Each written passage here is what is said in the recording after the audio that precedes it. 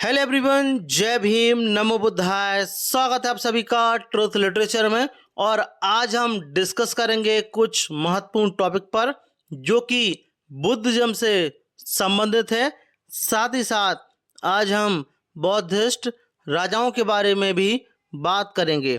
तो आइए शुरुआत करते हैं, और जिसमें हम सबसे पहले थोड़ा सा जानने वाले हैं अनाथ पिंडक के दान के बारे में।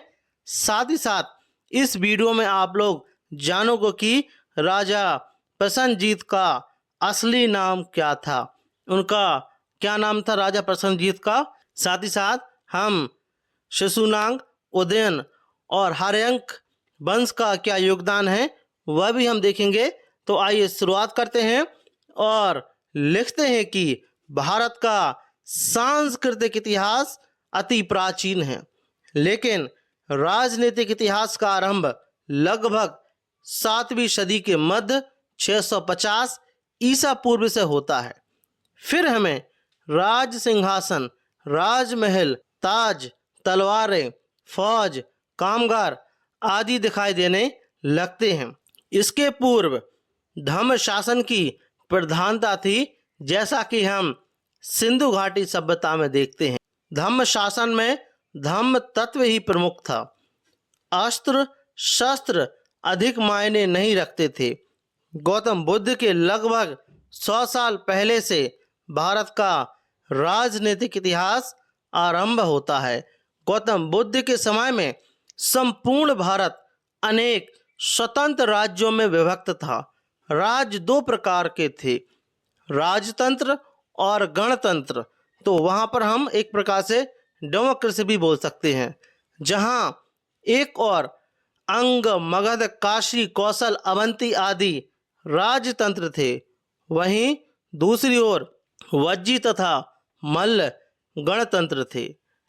6वीं शताब्दी ईसा पूर्व में उत्तरार्ध तक आते आते 4 शक्तिशाली राज्यों का प्रभुत्व दिखाई देता है।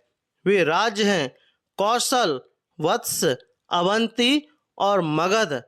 आश्चर्य है कि बुद्ध कालीन ये चारों राज्य के शासक गौतम बुद्ध से प्रभावित और प्रेरित थे।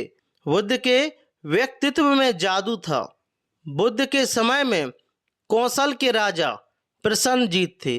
तो हम जानेंगे कि राजा प्रसन्नजीत का असली नाम क्या था। प्रसन्नजीत के समय में कौशल का राज उत्कर्ष पर था। गौतम बुद्ध के प्रति श्रद्धा रखते थे। बुद्ध भी उनकी राजधानी सरस्वती में जाते और विश्राम करते थे। सर्वाधिक शिक्षाएं भी बुद्ध ने यहीं दी थी। सरस्वती में अनाथ पिंडक ने जो विहार बनवाए थे, गौतम बुद्ध के सर्वाधिक दिन यहीं बीते। अनाथ पिंडक का ऐतिहासिक शिल्पांकन बरहुत के स्तूप पर मिलता है, जो कि हम पहले भी डिस्कस कर चुके हैं। चित्र संख्या आप लोग 23 में देखेंगे। अनाथ पिंडक सरस्वती के प्रसिद्ध व्यापारी तथा पूंजीपति थे। बचपन का नाम सुदत्त था। राजगीर में ससुराल थी। यहीं वे गौतम बुद्ध से प्रभावित हुए। प्रभावित भी ऐसे हुए कि तथागत को ठहरने के लिए सरस्वती में उन्होंने राजकुमार जेत से जेतवन की जमीन पर करोड़ों स्वर्ण मुद्राएं बिछाकर उसे खरीद लिए और भव्य महाविहार बनवाए। फाहियान ने जेतवन महाविहार का वर्णन करते हुए लिखा है कि जेतवन विहार 7 तले का था। विहार के पूर्वी दरवाजे पर पत्थर के बने 2 स्तंभ खड़े हैं। एक पर धम्मचक्र और दूसरे पर बैल की आकृति बनी हुई है। बिहार के दाएं बाएं निर्मल जल से भरे सरोवर हैं और सदाबहार पेड़ों के वन हैं, जिनमें रंग बिखरे फूल खिले हैं। तो ये है हेनसांग ने बताया था। हेनसांग ने जेतवन विहार के पूर्वी दरवाजे पर दोनों खड़े प्रस्तर स्तंभों की ऊंचाई 70 फीट बताई है और लिखा है कि ये दोनों प्रस्तर स्तंभ सम्राट अशोक ने बनवाए हैं। सरस्वती का नाम हेनसांग ने शलोफुशिटी और फाहियान ने शिवेई लिखा है। साहित्यिक साक्ष्य बताते हैं कि गौतम बुद्ध ने अपने जीवन के सर्वाधिक वर्षावास कुल मिलाकर 19 वर्ष यहीं बिताए थे। सबसे अधिक यहीं बोली भी थी। जेतवन विहार इसलिए बौद्धों के लिए खास बना। जेतवन विहार कब बना होगा? साहित्यिक प्रमाण से पता चलता है कि तथागत ने जेतवन विहार के प्रथम वर्षावास बोधि के 14वें वर्ष में किए थे। यदि बुद्ध का जन्म वर्ष 563 ईसा पूर्व में मान लिया जाए तो उन्होंने 35 वर्ष की उम्र में बोधि की प्राप्ति हुई थी, तो बोधि वर्ष 528 ईसा पूर्व होगा। यदि वे 14वें वर्ष में जेतवन विहार के प्रथम वर्षावास किए तब जेतवन विहार का निर्माण 514 से 513 ईसी पूर्व होगा। अनाथ पिंडक द्वारा जेतवन की खरीद का शिल्पांकन बरहुत स्तूप पर उत्कीर्ण है। शिल्पांकन के ठीक नीचे धम्म लिपि में लिखा है, जेतवन अनाथ पिंड को देती कोटि संत तेन केता। मतलब कि खरीददार अनाथ पिंडक करोड़ों स्वर्ण मुद्राएं बिछाकर जेतवन अर्पित करते हैं। शिल्पांकन पटल पर हाथों में जलपात्र लिए अनाथ पिंडक जेतवन को अर्पित करने के लिए खड़े हैं। बैलगाड़ी पर लादकर स्वर्ण मुद्राएं जेतवन की जमीन पर बिछाने के लिए आई हैं। बैलों की नाक में नथने की रस्सी लगी है। बैलों से जुए को हटा लिया गया है। बैलों से जुती हुई बैलगाड़ी खुल चुकी है। बैलगाड़ी के पीछे से एक आदमी स्वर्ण मुद्राएं उतार रहा है। जो स्वर्ण मुद्राएं गाड़ी से पहले उतार ली हैं, उन्हें दो आदमी जेतवन के जमीन पर बिछा रहे हैं। शर्त थी कि जेतवन की जमीन उसे बिकेगी जो इसे स्वर्ण मुद्राओं से ढक देगा, और अनाथ पिंडक ने बुद्ध के लिए यह चुनौती स्वीकार कर ली। 2200 साल पहले का जो बैलगाड़ी का उत्कीर्ण है वह अभी हाल की बनी बैलगाड़ी की बनावट से मेल खाती है। आश्चर्य इस बात की है कि इतने बड़े पूंजीपति के आवास के निकट ही अंगुलीमान का भी आवास था।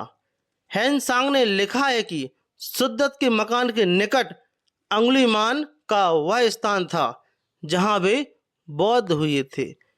खुदाई में भी सुद्दत और अंगुलीमान के स्थानों के बीच की दूरी 50 मीटर ही है। कौशल राज पसे नदी मतलब प्रसन्नजीत के जीवन पर शांति स्वरूप बौद्ध ने किताब लिखी है। जिस कौशल राज को संस्कृत में प्रसन्नजीत कहा जाता है उन्हें पाली में फसे नदी कहा जाता है।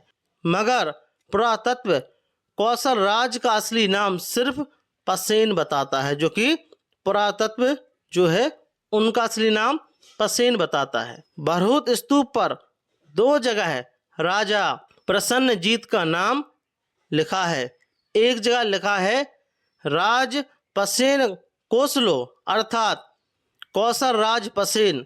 दूसरी जगह लिखा है थेर पसेनग राज भगवेतो चादाने अर्थात भिक्षु पसेन श्रेष्ठतम राजा भगवतों का दान, जो कि आप चित्र संख्या 24 में देखेंगे। दोनों पुरालेखों से कौशल राज प्रसन्नजीत तथा कथित की जो वास्तविकता सामने आती है वह यह है कि राजा प्रसन्नजीत का असली नाम पसेन था। पुरातत्व के अनुसार वे कौशल राज के राजा थे। उन्हें बौद्ध धर्म में गहरी आस्था थी। ऐसे ही भिक्षुवत जीवन बिताते थे। वत्स की राजधानी कौशाम्बी थी। बुद्ध के समय में उदयन वहाँ के राजा थे। उदयन भी बौद्ध के प्रति श्रद्धा रखते थे। ऐसे ही उन्होंने अपने पुत्र का नाम बोधि कुमार रख दिए थे। बौद्ध भिक्षु पिंडोल ने उदयन को धम्म में दीक्षित किए थे। तब कौशाम्बी में कई बौद्ध मठ थे। घोषित राम सर्व प्रमुख था। बुद्ध कौशाम्बी आते और विश्राम करते थे। उदयन की ऐतिहासिकता पुरातात्विक प्रमाणित है। कौशाम्बी की खुदाइयों में उदयन के राजप्रसाद के अवशेष मिले हैं, जो कि आप चित्र संख्या 25 में देखेंगे। अवंती के राजा प्रद्योत भी धम्म में दीक्षित हुए। बौद्ध महाकच्छायन के प्रभाव में वे बौद्ध हो गए थे। तब मगध में बिंबिसार 544 से 492 ईसा पूर्व जिनका शासन था। वंश हर्यक था। यह हर्यक वंश था और ये लोग, कुछ लोग इनको हर्यक को हिंदू बताते हैं। हर्यक लोग नागवंशी थे। असल में हर्यक लोग कौन थे? वह नागवंशी थे। विनय पटक से ज्ञात होता है कि बुद्ध से मिलने के बाद बिंबिसार धम्म का मार्ग अपना लिए थे। बिंबिसार के बाद मगध की गद्दी पर अजात शत्रु, जिनका कार्यकाल 492 से 460 ईसा पूर्व था, बैठे। भरत की एक वेदिका पर अजात शत्रु भगवतो बदंते उत्कीर्णन मिलता है। यह उनके बौद्ध सिद्ध होने का प्रमाण है। तो यह उनके बौद्ध सिद्ध होने का प्रमाण है। अजात शत्रु ने ही सप्तपर्णी गुफा में प्रथम बौद्ध संगति कराई थी। हर्यक वंश के बाद मगध पर शिशुनाग वंश का काबिज हुआ। ठीक है, ये लोग भी नागवंशी थे। तो शिशुनाग कौन थे? नागवंशी थे, हिंदू नहीं थी। इसी वंश के राजा कालाशोक ने वैशाली में द्वितीय बौद्ध संगति कराई थी। सोहगौरा ताम्रपत्र पूर्व मौर्यकालीन या मौर्यकालीन है। यह विवादास्पद है, मगर यह विवादास्पद नहीं है कि यह आदेश किसी बौद्ध राजा का है। ताम्रपत्र पर अंकित बौद्ध प्रतीक, बोधि वृक्ष आदि डंके की चोट पर साबित करते हैं कि जन कल्याण का यह आदेश किसी बौद्ध राजा का है। अभिलेख सरास्वती के किसी महापात्र के प्रशासनिक काल में लिखा गया है कि महापात्र का नाम पता नहीं चल सका। इस ताम्रपत्र का आपात के लिए 2 अन्नागार बनाए जाने का आदेश दिया है, जहां अन्न रख सके, मतलब कि फूड रख सके। बौद्ध राजा जनता के सरोकारों को लेकर इतने सजग थे कि दुर्भिक्ष में जनता भोजन के बिना ना मरे, इसके लिए वे पुख्ता इंतजाम करते थे। अन्नागारों की राज्य व्यवस्था सिंधु घाटी सभ्यता में थी। इसकी निरंतरता बौद्ध राजाओं ने बनाए रखी थी। इसलिए अनाज के 2 कोष्ठागार बनाने का आदेश इस ताम्रपत्र पर लिखित है, जो कि आप चित्र संख्या 26 में देखेंगे। इससे बौद्ध भारत में जन कल्याणकारी राज्य की स्थापना का पता चलता है कि जो बौद्ध भारत था वह जन कल्याणकारी राज्य था। इससे कि महामारी, अकाल आदि में बगैर खाए कोई नहीं मरे।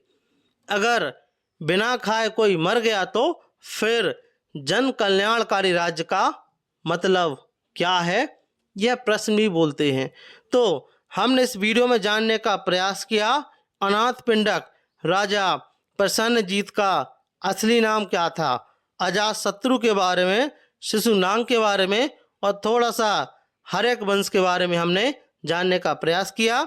तो आपका इस टॉपिक के बारे में क्या मानना है, प्लीज़ हमें कमेंट बॉक्स में ज़रूर बताएं। और यदि आप ट्रुथ लिटरेचर पर नए हो तो ट्रुथ लिटरेचर को आप लोग सब्सक्राइब जरूर करें, साथ ही साथ हमारी वीडियोस को शेयर ज़रूर करें। सो जय भीम, जय भारत।